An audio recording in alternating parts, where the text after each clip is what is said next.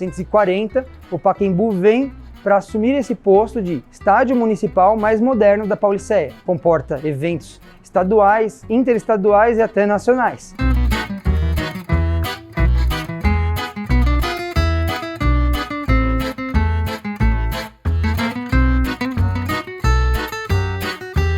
Vamos pensar que até 1940, o estádio mais moderno de São Paulo até então era exatamente o Parque Antártica. Iniciou como Parque Antártica no final do século XIX, em 1892, quando era o Parque da Companhia Antártica e havia um campo lá dentro, mas não chegava perto de ser um estádio. E aí ele sofreu algumas alterações ao longo do tempo, foi recebendo público, partidas e torcida, até que em 1917 o Palestra passa a arrendar o estádio, a ser locatário diretamente com o proprietário. E em 1920, com a ajuda do conde Francesco Matarazzo, o Palestra Itália adquire, então, Parque Antártica como um todo, parte onde, inclusive, comportava o campo, foi sofrendo melhorias ao longo dos anos, até que no final da década de 20, ele começa a passar por uma grande transformação. Era até mais do que uma reforma, chegava a ser uma reconstrução, porque aquele velho campo que contava com os espetáculos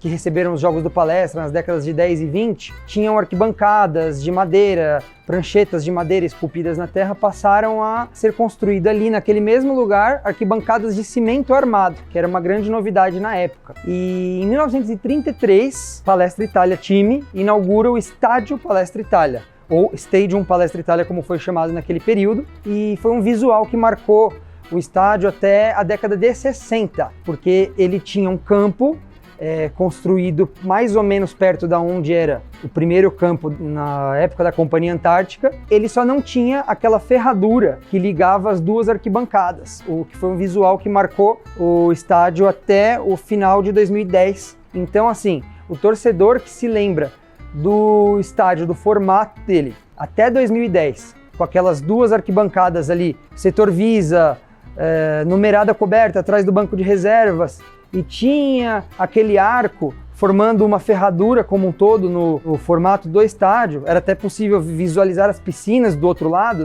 Aquele estádio ali, ele começou então a ser concebido no final da década de 20, que é quando tem a reforma. Em 1933 inaugura aquele formato de estádio, porém só com as duas arquibancadas frente a frente. Depois, na década de 60, que ganha aquele arco e sim o jardim suspenso, que é quando o torcedor tem a memória mais fresca daquela que era um charme, o jardim suspenso era um charme. Então ele passa a ficar com aquele visual até o fechamento em 2010, para a construção do Allianz Parque, que se inaugura em 2014.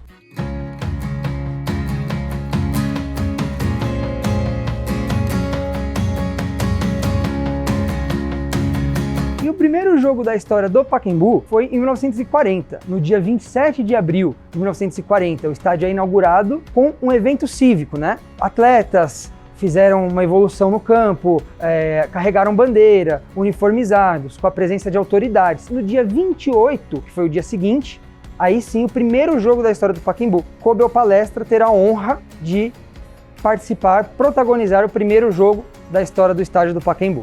O nome do troféu, inclusive, é possível ler na taça, Torneio dos Campeões, porque tinha o Corinthians, o Palestra Itália, tinha o Curitiba e o Atlético Mineiro.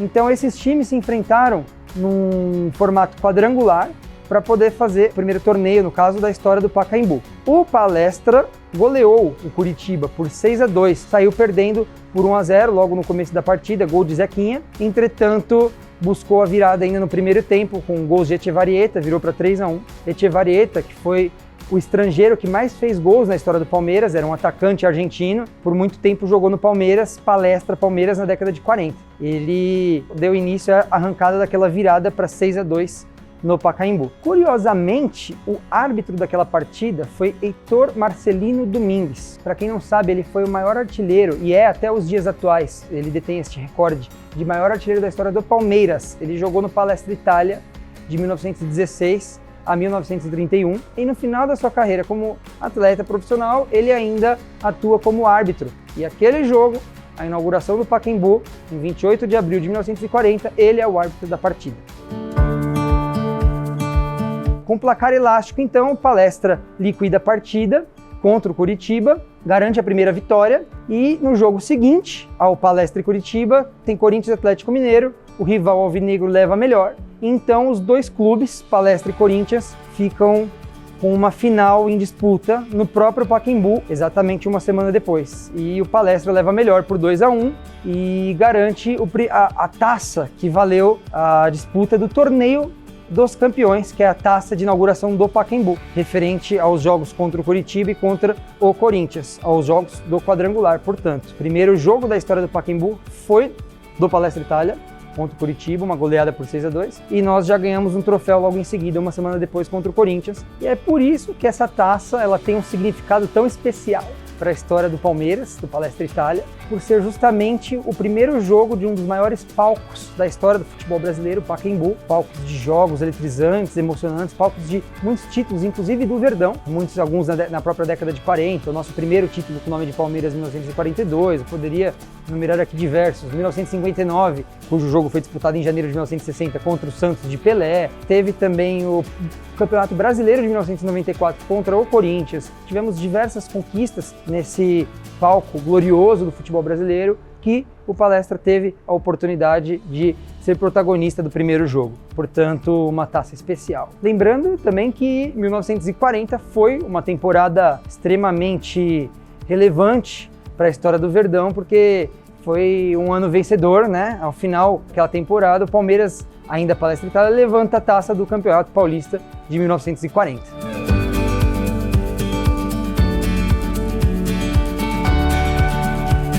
Vamos junto em busca do BI em Abu Dhabi. Garante seu pacote com a gente. Acesse palmeiraspelobi.com.br. Inscreva-se na FAM com a nota do Enem e garanta a bolsa de até 100%. Vem pra FAM, aqui o foco é você.